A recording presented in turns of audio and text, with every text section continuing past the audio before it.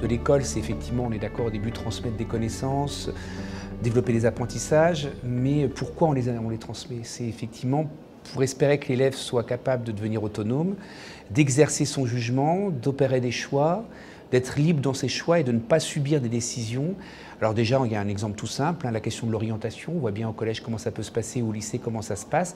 Quand l'élève n'est pas interrogé sur ses propres choix ou quand il n'est pas reconnu dans ses choix, ce sentiment, même des familles qui peuvent nous dire à un moment donné, il n'a pas choisi, on lui a dit qu'il fallait qu'il fasse ça.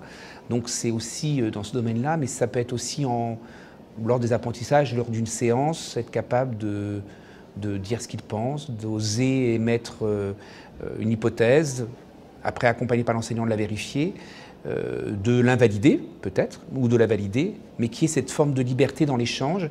Et je pense que ce qui me semble essentiel sur la liberté, c'est qu'on peut être libre et autonome à partir du moment où on est reconnu.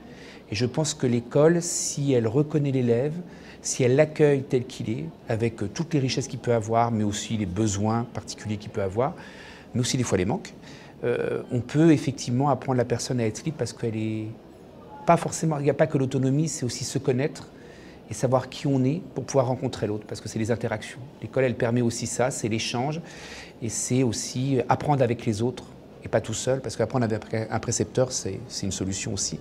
Mais l'école, c'est aussi la rencontre de l'autre, et par la rencontre de l'autre, c'est la rencontre d'autres savoirs, d'autres connaissances, et puis d'autres horizons.